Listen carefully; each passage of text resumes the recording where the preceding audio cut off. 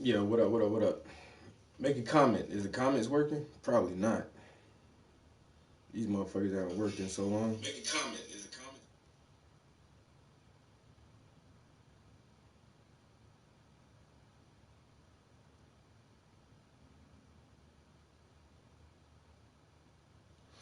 Well, I guess it's working for right now.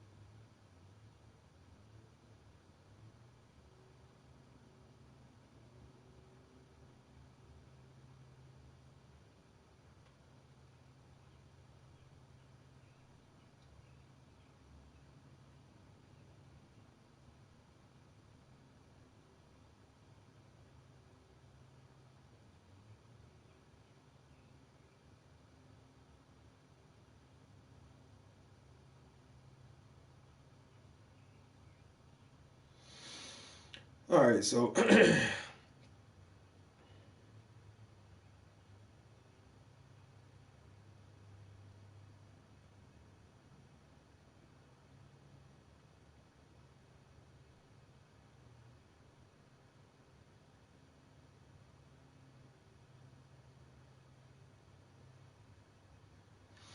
all right, I'm definitely gonna go live on Facebook. I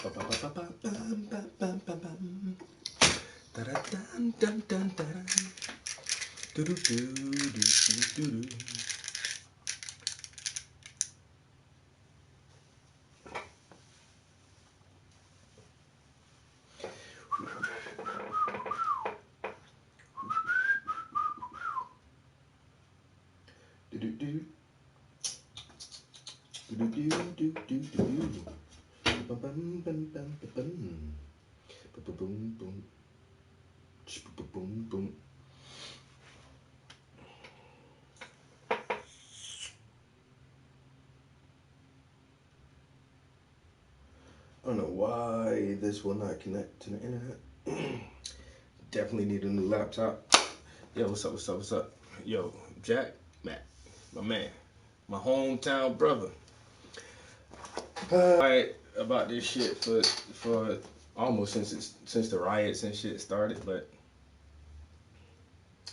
that's only because I've been talking about this shit for fucking years. It's like, how many more times are we gonna have to do this before we actually come to some kind of greater understanding of our situation? Um,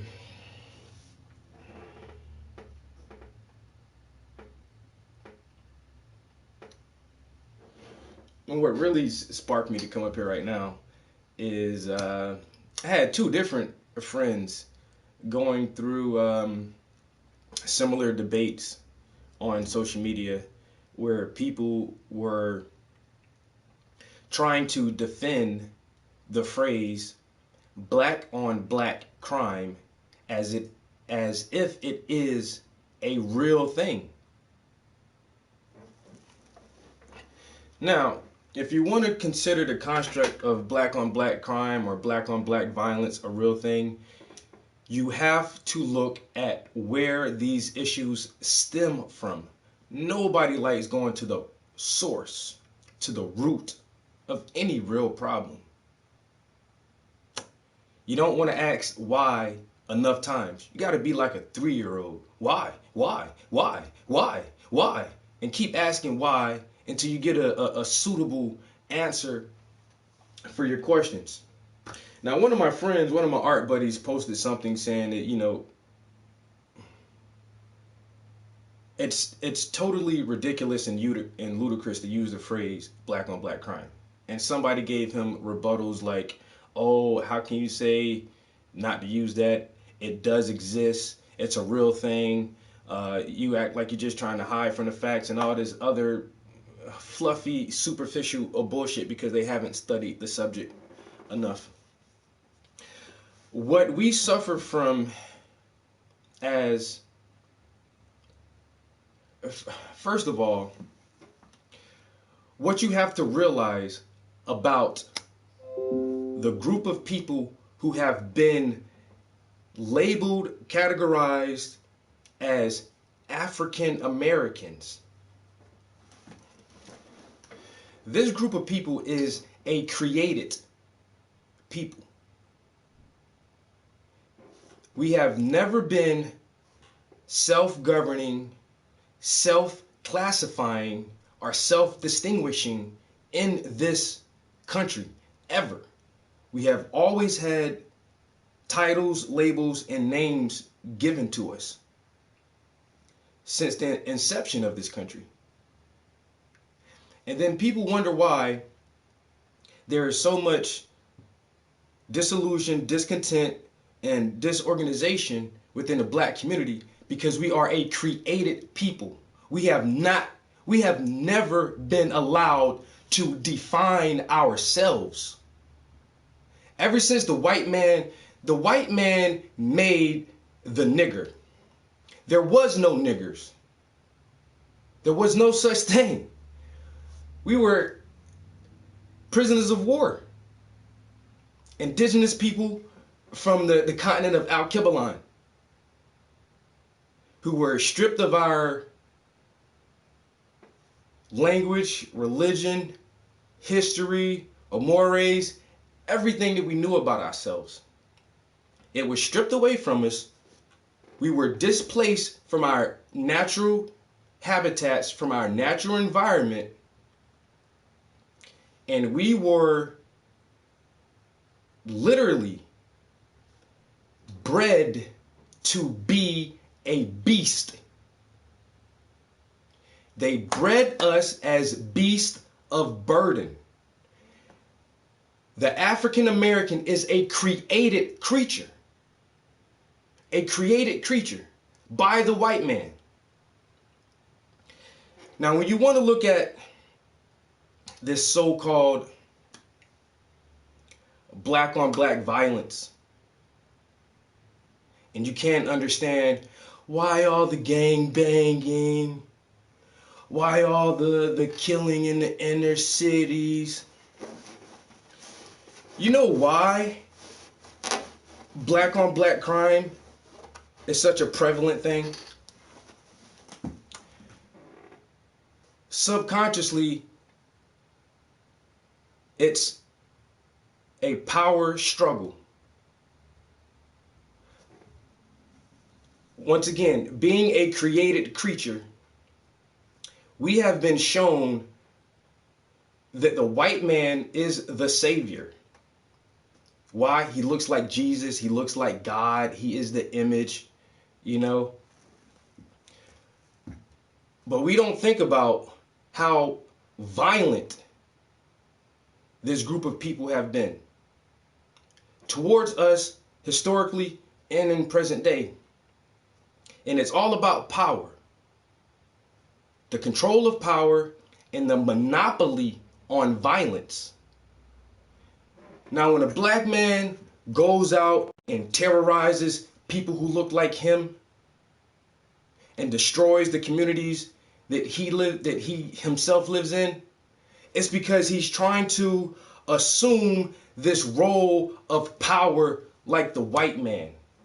He wants to be in control of his environment and his surroundings like the white man. But we have no one else to lash out upon other than the people closest to us, the ones who look like us. And this is the weirdest part of the phrase black on black crime, because you don't hear white on white crime. You don't hear Hispanic on Hispanic crime or Asian on Asian crime. But you never want to question why. Why aren't those phrases tossed around as much as black on black crime is? When, once again, when historically the white man is the most violent person on this planet. He has colonized all the major land masses through violence. Literally has exterminated a branch of the human family. The Tasmanian, the indigenous people of Tasmania, their genetic code no longer exists anywhere on the face of this planet because the white man eradicated them through genocide to secure land.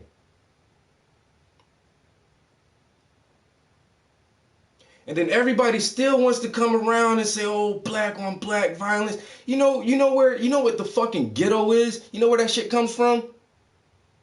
You know who was in the ghettos first? Who went to the ghettos first? The Jews. Yes. That's what the Germans called the little communities that they ushered the Jews in right before they ushered them into the concentration camps. They'd be fucking smoked to death and cremated and all this other shit. They moved them into fucking a ghetto.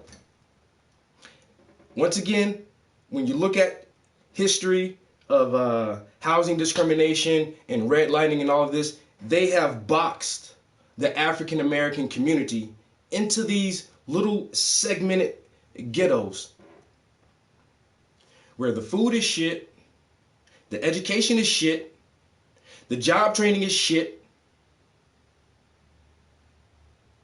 and then you expect us to pull ourselves up by our bootstraps. You know what hunger and poverty leads to? Violence. Because motherfuckers don't have that shit else left. You know?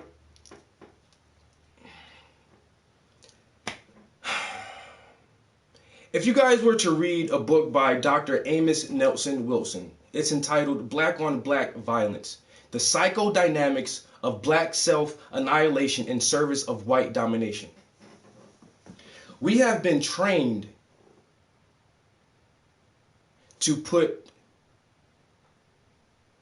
the dark-skinned African against the light-skinned African, to put the woman against the man.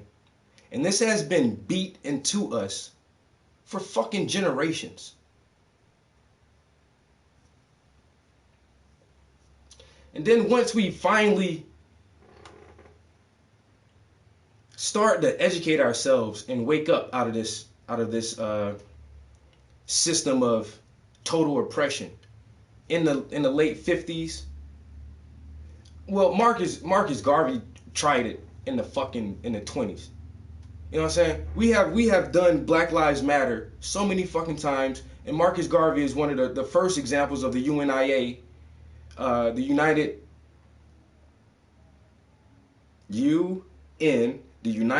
Negro Improvement Association, is what Marcus Garvey came up with in the early 1900s. Actually bought cruise liners called the Black Star Line in order to ship us back to our own fucking country. UNIA. You know what that stands for? Black Lives fucking Matter. When Dr. King was marching saying, I am a man. You know what I am a man translate to? Black Lives fucking matter. When X in the Nation of Islam said by any means necessary, you know what that translates into? Black Lives fucking matter. When the Black Panthers said, we'll police our own streets and keep the pigs out, you know why? because black lives fucking matter. How many more generations will we keep saying this same slogan, just using different words and different phrasings? And then once we do get a leader who is educated enough, charismatic enough, articulate enough, and has a superior sense of organization where he can step up and lead large groups of people. When we get these leaders, what happens to them? They're outcast, ostracized, or assassinated. By who? White violence. Public executions for you to see. Dr. King died in public, in broad fucking daylight. Oh, what would Dr. King do? This is not in the spirit of Dr. King. Bitch, y'all killed that motherfucker. You killed him dead in a public execution. And then you want to talk about black on black violence. You killed Martin, you killed Malcolm X in public, a public execution. You killed Huey P. Newton in public. Fred Hampton, you ran up in his home, killed that man in his fucking bed while he was sleeping with his girl. And you want to tell me black on black violence? Get the fuck out of here with that shit. It's not an illusion. What it is a mental sickness that has been deeply bred into the subconscious of the African American community so that we do not produce another black messiah. They do not want another Malcolm X. They do not want another Dr. King. It scared the living shit out of them when those two men actually met in person. That's why they had to X both of them out. Because that was the formation of a black nation. Now, what's the fucking answer to all this shit? I think that is the answer. It is fucking extreme. And I don't ever think it will ever come to fruition. But in my mind, that is the one solution that will solve all of this shit. Voluntary segregation. You want to end all your problems? You want to get rid of black on black violence and all this other shit, low education and all these fucking negative stereotypes that these motherfuckers throw on us? You need to separate from them.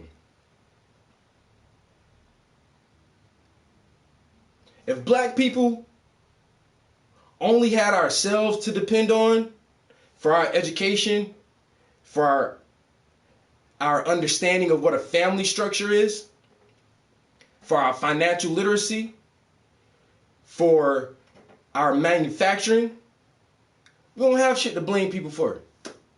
We can have our own schools, churches, courthouses, and police departments in our own communities, with every fucking police officer looks like me or my uncle or my brother or my nephew, who have grown up in the same environments, in the same situations, and understand the same culture that we have, so that when these people police our communities, they know where we're coming from and they can relate to us better one to the other than someone who lives 20 miles away in a fucking suburb somewhere and never lives in our fucking community. But they're going to come here and say, oh, you guys are the most violent group of people in America because you're only 14% of the population, but you're 43% of the prison inmate population.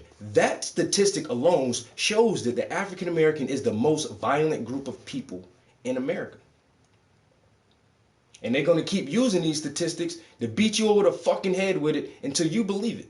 Until you believe that when you walk down the street at night as a black person and another black person is walking down the street, that you should fear him more than you fear the fucking cops or the judges or the lawyers or whoever.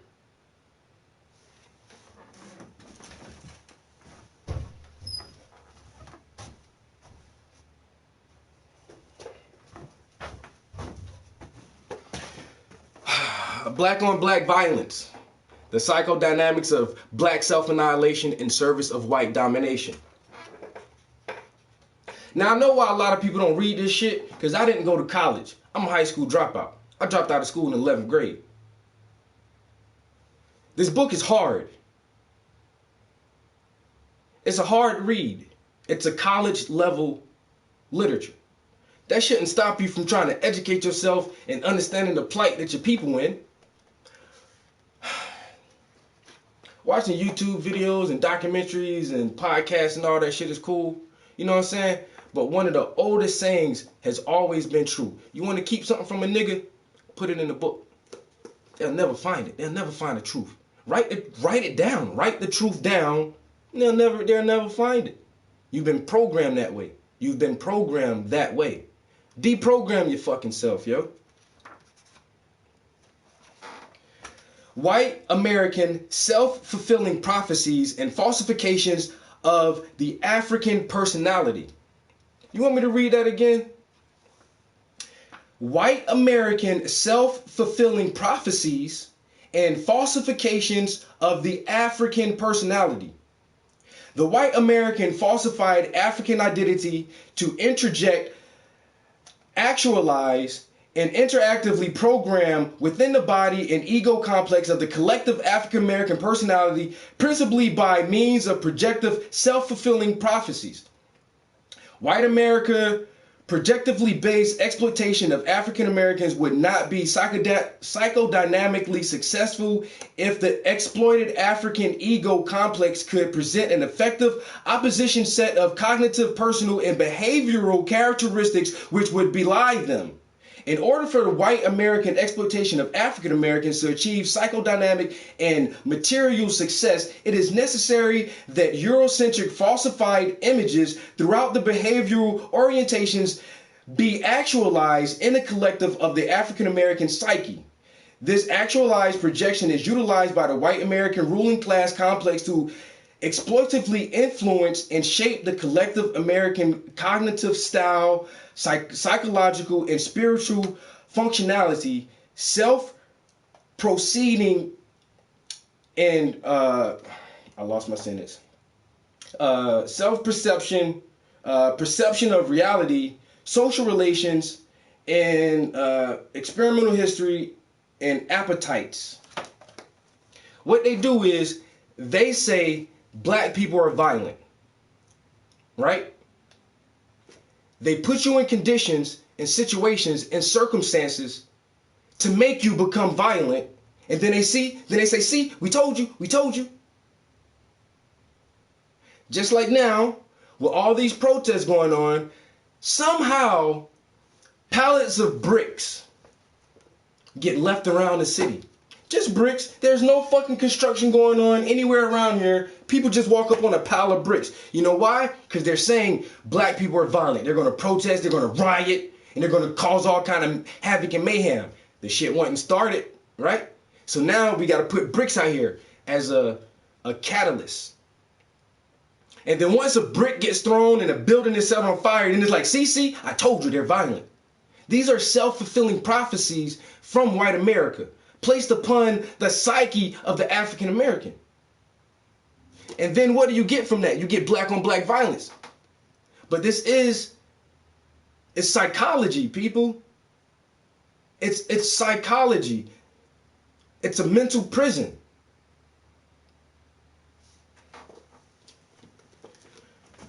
And I don't know any other way to break free or alleviate yourself from the bondage of this mental slavery if you're not willing to educate. I don't know how many more fucking paintings I gotta do with the literature in the fucking paintings. I mean, I'm driving myself crazy doing this shit, yo. Blueprint for Black Power. I mean, what the fuck else do I mean, goddamn, people.